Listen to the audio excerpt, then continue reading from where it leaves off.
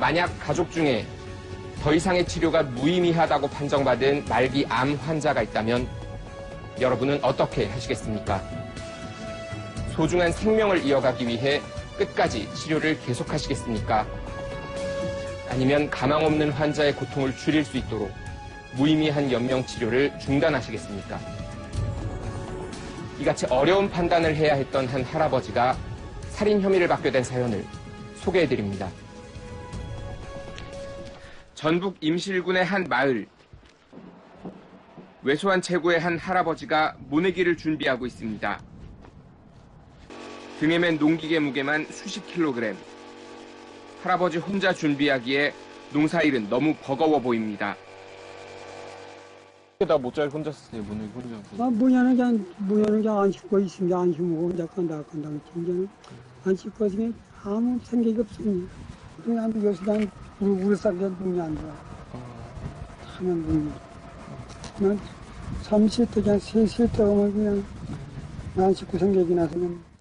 현재 심씨 할아버지는 폐암 말기였던 아내를 숨지게 한 혐의로 경찰 조사를 받고 있습니다. 네, 살인이죠.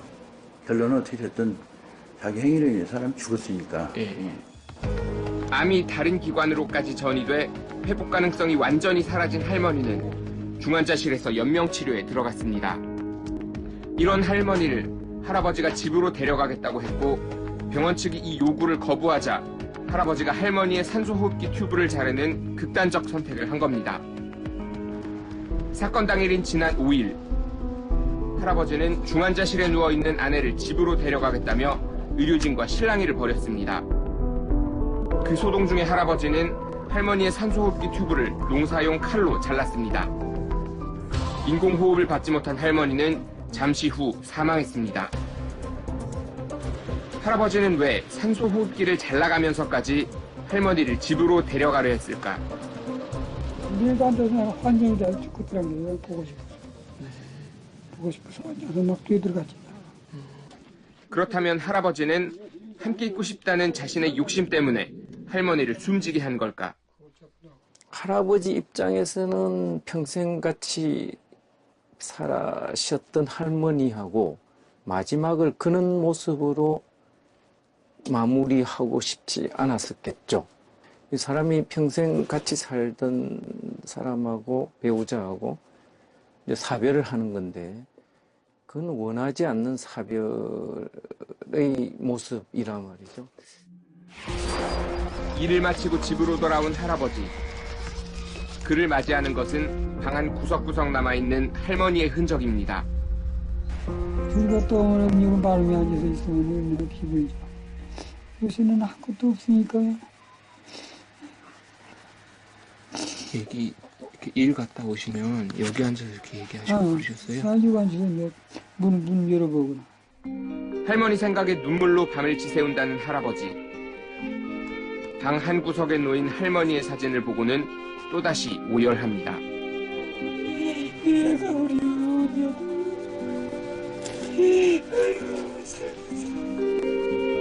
1954년 군복무 당시 맞선을 보고 이웃마을에 살던 아내와 결혼한 할아버지. 가난했지만 금슬만큼은 어느 부부보다 좋았습니다. 할머니가 2008년 폐암 3기 진단을 받고 항암 치료를 시작하자 할아버지는 5년간 불평 한마디 없이 할머니를 극진히 간호했습니다. 잘했었어, 그 양반. 그런 사람 다 그려.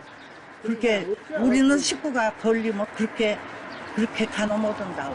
나도 해봤지만 나는 그렇게 못해요. 그렇게 아주 참 그렇게 할 수가 없어. 애썼어. 그 정성과 사랑이 깊었던 만큼 할머니와 사별한 할아버지의 가슴에는 큰 죄책감이 남았습니다. 오늘 그냥 2년 생겨. 6년간이 5년간이. 얼마나 다 먹고. 근데 병원 못 이루고 가고 있어. 내가 소리가 부족한데 못 나서 줄게. 회복 가능성이 없는 말기 암 환자였던 할머니의 연명 치료를 위해 면회조차 제대로 허용되지 않는 중환자실에 입원시킨 것이 할아버지의 슬픔을 더 크게 만든 건 아닐까. 일단 나빠지면 인공호흡기를 적용해 놔놓고 이거 어떻게 뺄 건가를 가지고 논쟁만 벌이고 있었거든요. 근데 그거는 본질에서 벗어난 이야기고, 예, 그 이전에 적당한 시점에서 항암 치료를 중단하고 편하게 집에서 마지막 그 기간을 할아버지하고 이야기도 좀 하고, 예, 이러면서 보내실 수 있게끔 도와드렸어야 되는데. 취재진은 생명 연장을 위한 항암 치료를 포기하고 통증을 가라앉히는 완화 치료, 즉 호스피스 치료를 받는 환자를 만나봤습니다.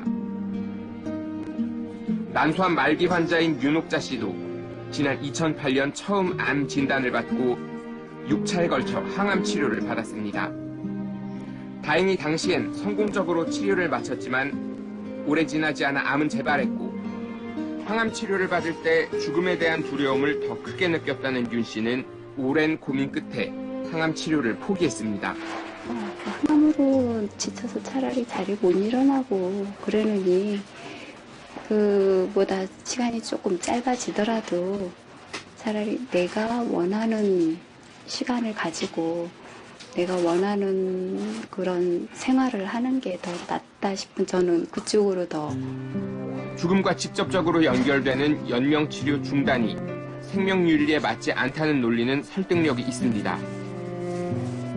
하지만 이제 우리 사회는 삶의 질에서 한 걸음 더 나아가 죽음의 질까지 생각할 수 있을 정도가 됐습니다.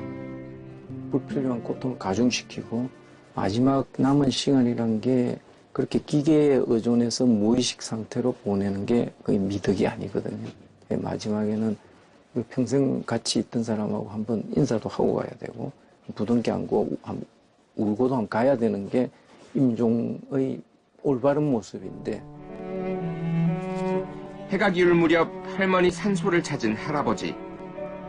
이제 참고시 가서 나는 따뜻한 온도 가서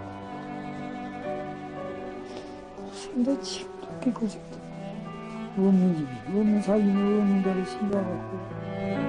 할아버지와 할머니의 안타까운 사별은 우리에게 행복한 죽음이란 무엇인가라는 결코 쉽지 않은 질문을 던지고 있습니다.